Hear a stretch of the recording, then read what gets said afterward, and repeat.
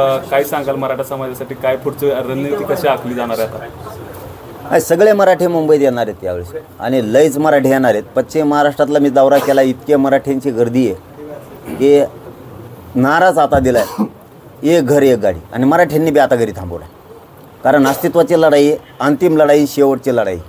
समाज हरता कामा नाही, लोकांचा हसू होईल असं मराठ्यांच्या एकाही माणसानं आता वागू नये। राजकारण पायाखाली दाबावं, पण लेकरं मोठे करण्यासाठी मराठ्यांनी आता रस्त्यावर येणं गरजेचं आहे, कारण तशी परिस्थिती आता निर्माण व्हायला लागली आणि ते करायला लागलेत मराठ्याला मिळू नये म्हणून। मराठा शांततेत लढतो, शांततेत जातो, शांततेत मागणी करतो, मुंबईला जातो, शांततेत वापस येतो, त्याचा गैरफायदाही उचलायला लागलेत।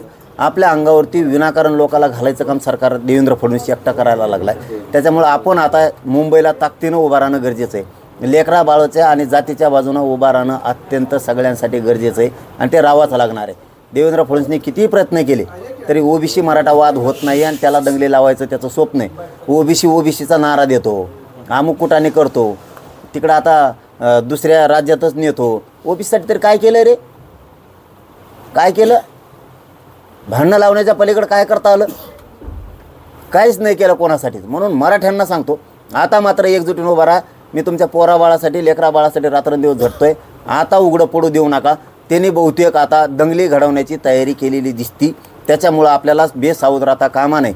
सगळ्या मराठ्यांनी सावध राहा, आपल्याला कुठेही दंगल होऊ द्यायची नाही। मराठ्यांनी ओबीसीच्या अंगावर जायचं नाही, त्याचं स्वप्न पूर्ण होता कामा नाही। दादा, मुख्यमंत्री देवेंद्र फडणवीस ओबीसीचे आरक्षण देतो म्हणतायत आणि मराठा बाबत काहीही उच्चार करत नाहीत, याबद्दल तुम्हाला काय वाटतं? लय चांगलं झालं, मराठ्याबद्दल तो काहीच बोलत नाही ना, हे लय चांगलं झालं। कमीत कमी सरकारमधल्या असणाऱ्या मराठ्यांचे तरी आता डोळे उघडतील की किती गटारगंगा घाण विचारायची याच्या पोटात आहे। याच्या पोटात होतं ते काल भजदिशी त्याच्या होटावर आलं, नियतीला हे मान्यच नाही, म्हणून त्याच्या पोटातलं बाहेर आलं। हे खूप चांगलं झालं मराठ्यांसाठी। तो काल बोलता बोलता म्हणला, मीडियाच्या बांधवांनी मला आत्ता सांगितलं म्हणून मलाही माहीत झालं की तो बोलता बोलता म्हणला, मी ओबीसीच्या हक्कासाठी लढणार, मराठ्याच्या हक्कासाठी नाही लढणार। मग काय तुला आम्ही ठेका घेतला का दरबारी निवडून आणायला, सत्तेवर बसायला? आणि मराठ्यांचे लोक रात्रंदिवस पळाले तुमचे सरकार आणण्यासाठी। मोठं का आमच्या लेकरा बाळाचं वाटोळं करायचं सांगितलं का तुला? मराठ्यांसाठी कसं का लढत नाही? ओबीसीसाठी लढणार म्हणजे ही कुठली पद्धती? ही काय बोलण्याची भाषा झाली का? आणि कोणत्या ओबीसीसाठी लढला तू? कोणत्याच ओबीसी दिलं धनगराला आरक्षण दिलं? किती फसवणार यार लोकाला। धनगर मराठी वेगळे केले, दलित मुस्लिम वेगळे केले, एकाही धनगराला आरक्षण दिलं नाही। भांडणं काय होतो?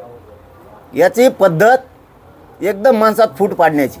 आणि याच्यामुळं या देवेंद्र फडणवीसमुळं असं होणार आहे, आता पुऱ्या देशातल्या सरकारला, मोदी साहेबाला सुद्धा याच्यामुळं डाग लागणार आहे। 100% सगळं सरकार राज्यासह देशातल्या अडचणीत आणणार आहे।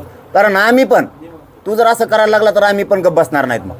कारण तू विनाकारण आता तिकडं ओबीसीचं अधिवेशन घेतोय, बैठक घेतोय तो गोव्यात, म्हणजे तिकडं समुद्रात हिंडून आणले सगळे पैसे महाराष्ट्राचे घातले दिसत येणे आता। आणि आता त्यांचे कानं भरले आणि आता ते आमच्या अंगावर घालणार ओबीसीला, म्हणजे मराठ्यात आणि ओबीसीत दंगल लावणार। मराठ्यात ओबीसीत दंगल होणार नाही। देवेंद्र फडणवीस किती प्रयत्न कर, शेवटी आम्ही बांधावर राहतो, आम्हाला गावात राहावं लागतं। तुला सत्तेसाठी, तुला सत्तेवर यायसाठी तू फक्त एकदा मराठी हाताखाली धरतो, एकदा धनगर हाताखाली धरतो। धनगर आणि मराठी हाताखाली नाही आली की दलित मुस्लिम हाताखाली घेतो, आणि दलित मुस्लिम हाताखाली नाही आली की आता ओबीसी म्हणतो। एकदा म्हणतो मग DNA रक्त ओबीसीचं आहे, एकदा म्हणतो मग हिंदूचं रक्त आहे। तो रक्तच कोणाचं आहे कळा ना बा आम्हाला आता। आणि तू तर आता कालपासून तर आता भांडणच लावायला लागला सॉरी, कालपासून तर तू भांडणच लावायला लागलाय। जर का दंगल झाली ओबीसी मराठा राज्यात, याला जबाबदार फक्त देवेंद्र फडणवीस असणार आहे आता। कारण त्यांनी काल कानं भरलेत, त्यांनी मराठ्याच्या अंगावर ओबीसी घालायचं ठरवलंय। मराठे घाबरणार नाहीत। आणि आता मराठ्यांना सांगतो, डोळे उघडा। काय खोटं बोलतो रे मी? मराठ्याच्या लेकराचं वाटोळं करायला लागला तेव्हा मग तुम्ही ओबीसीसाठी लढणार, मराठ्यासाठी कसं काय नाही लढणार तू? आणि हे कोणी सांगितलं तुला? का मराठी संपवायचे? तुला काय केलं मराठ्यांनी? तो सत्तेत असणाऱ्या मराठ्यांनी, भाजपमध्ये असलेल्या मराठ्यांनी शान व्हा। तुमच्या पोराला औषध पाजून मारायचं म्हणतोय, त्याचा अर्थ तोच होतोय। तुमच्या लेकरा बाळाचं आयुष्य खराब झालं पाहिजे, पोरं पोरी तुमच्या नोकऱ्याला नाही लागल्या पाहिजे, ओबीसीसाठी लढणार म्हणतोय। अरे आमचं म्हणणं काही नाही, तू लढ, पण तू दिलं काय ओबीसी सांग बरं? आणि मराठ्यासाठी का नाही लढायचं तुला? मराठ्यासाठी का नाही लढायचं? का गोरगरिबाच्या पोराबाळांचं तुला वाटोळं करायचं? मी तुमच्या लेकरासाठी लढतोय मराठ्यानो, तुमच्या पोराबाळासाठी लढतोय. वाटोळं होऊ देऊ नका. हे पोर जाहीर बोललाय आता, मी ओबीसीसाठी लढणार, मराठ्यासाठी नाही लढणार. आता जागे व्हा, नका वाटोळं करू. लेकरं सोन्यासारखे आहेत, काळी जे आपलं ते पोरापोरीला आत्महत्या करायची वेळ येऊ देऊ नका. शहाणे व्हा लवकर. आता तरी त्यांनी डोळे उघडलेत आणि बरं झालं तेव्हा बोलला. 100% जातवान मराठा आता जागा झाला. शेवटचा प्रश्न आहे, धनंजय मुंडेंच्या मंत्रिपदाचं परत एक चर्चा सुरू झालेली, नेमकी काय तुम्हाला काय वाटतं की याबाबत? असं जर अजितदादा देत नसतात आणि मुख्यमंत्री सुद्धा देणार नाही, मग तर आता लई होणार. मग ते बेरजीच्याच बाहेर चाललं. मग यांच्या नियती मग स्वतःच्या भाऊजाईला न्याय द्यानं भाऊ मिळाला आहे. महादेव भाया मुंडे, संतोष भायाचा मर्डर केला आहे त्याच्याच लोकांनी. त्याचे बी 40 कॉल आहेत असं संतोष भाईचे भाऊ म्हणतात. ते 40 कॉल कोणचे आहेत हे सुद्धा बघितले पाहिजेत, का केलेत, आणि मला मंत्र्यावर घेणार. आणि आम्हाला काय फरक पडत नाही हो. मी मागच सांगितलेलं 4 होते ना 5 होती. मराठ्याचा वाटा गेला वाजविलाच. आणि आरक्षण तर आता ओबीसीतूनच घेणार आहे, मी सोडतच नाही.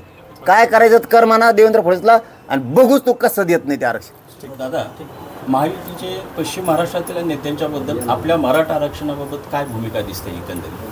नाही, राज्यातल्या सगळ्याच मराठ्यांना वाटतं आरक्षण मिळालं पाहिजे. मग तो राजकारणी असो किंवा सत्ताधारी असो, फक्त तो पुढे येत नव्हता. आता मला वाटतं असं जातवान मराठ्यांचं रक्ताचं असणारं बाहेर पडून देवेंद्र फडणवीस बोलल्यामुळे आता मात्र ते जागे होते. एकदा तरी दाखवा यार, मिशीवर ताव देऊन एकदा तरी दाखवा यार मी जातीसाठी उभा राहिलो म्हणून. राजकीय करिअर बरबाद झालं तरी चालन, पण देवेंद्र फडणवीस जर असं बोलत असला आणि मराठ्याचं अस्तित्व संपवणार असला, एकदा जर अस्तित्व गेलं ना मराठ्यांनो पुन्हा येणार नाही. तुम्हाला सांगतो जातीला लय किंमत आहे म्हणून आता तो बोललायच. सगळे मराठी असे ताकदीने उभा राहतात, म्हणजे सत्ताधाऱ्यातले आणि पक्षातले, सगळ्या पक्षातले सुद्धा मराठी खूप आता काळजावर वार केला आहे देवेंद्र फडणवीसने मराठ्यांच्या आणि मराठ्यांच्या पोराचं सुद्धा. आता मात्र संधी सोडू नका. 29 ऑगस्टला आरक्षण कसे देत नाही ना बघतोच आता मी बी.